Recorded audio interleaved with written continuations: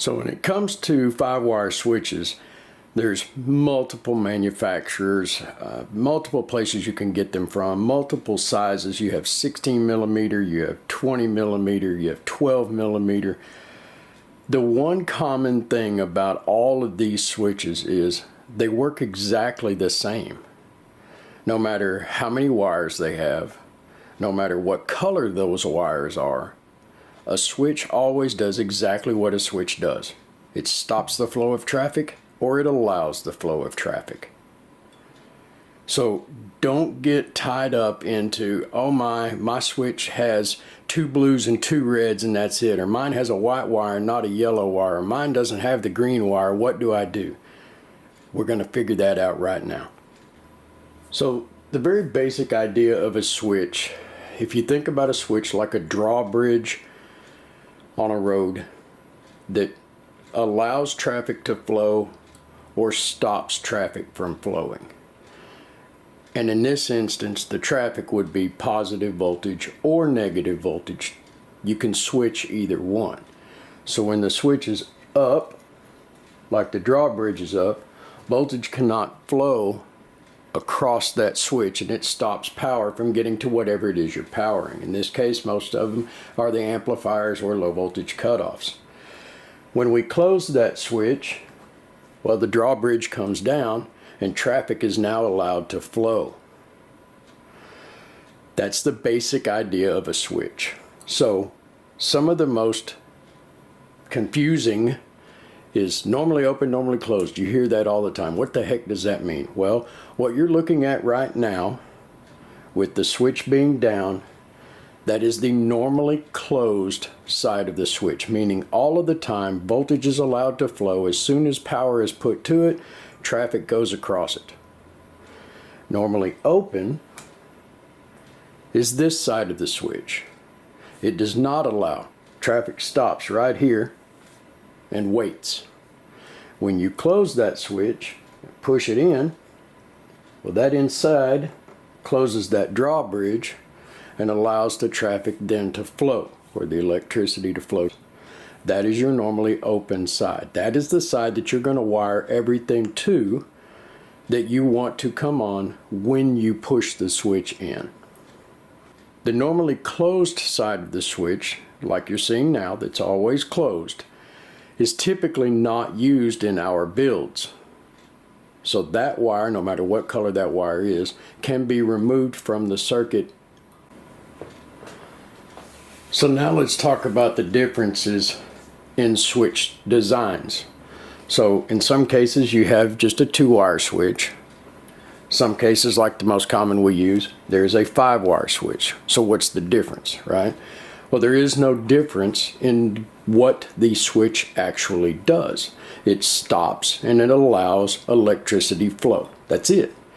The difference is what else it will do. So this one has your normally closed, your normally open. So it will power things with the switch on and off. It also has a built-in LED, so you need positive and negative voltage to light that LED up. So that's what those wires are in there. Right now we're going to focus on a 2-wire switch. That's the easy one. It is used in some cases. One of the confusing things for new people when they don't know much about electricity is they see red and black and they think positive and negative. That is not the case.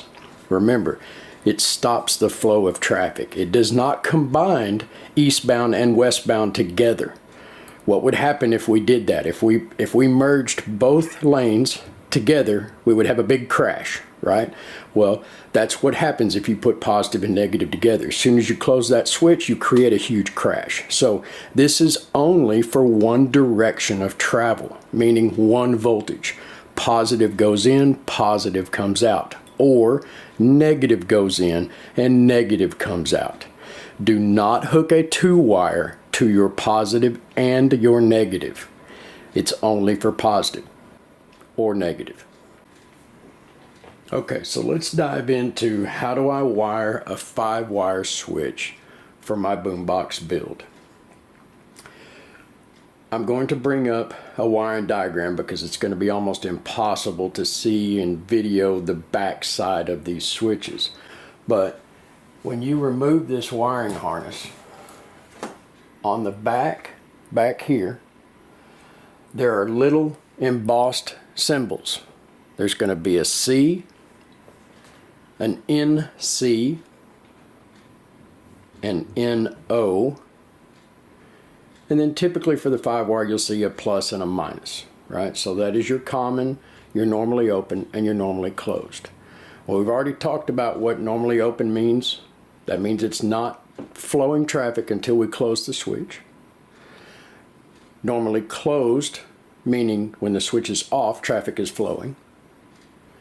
C, that's one we haven't covered. So C, that is your common or your input from your battery source, no matter what that battery source may be. It could be a battery, it could be a power supply, anything. That's your input. That's where traffic is allowed onto. That's the entrance ramp for the highway, basically, right? C is where your battery positive is going to hook up. Remember, I've said this before and I will say it every time, put a fuse in between those two. Battery, fuse, common. That's the way you're going to hook that up. And I got this question. Typically for our builds, a 10 amp is sufficient. You don't want to leave the 30 amp fuses in those battery connectors for the drill batteries. So we've got our C, which is common. It goes to battery. We know that NC, the normally closed, we're not going to use. So we can remove that. The NO, that's our normally open, that's going to go to our amp. And then positive, well, that needs to be after the switch. We don't want that power for the LED on all the time. So we wouldn't put it with our common, because if we did that, well, the light would be lit up all the time.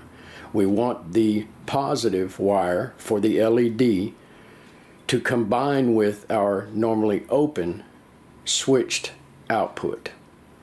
So no matter what the color is, those two wires will get put together in our builds.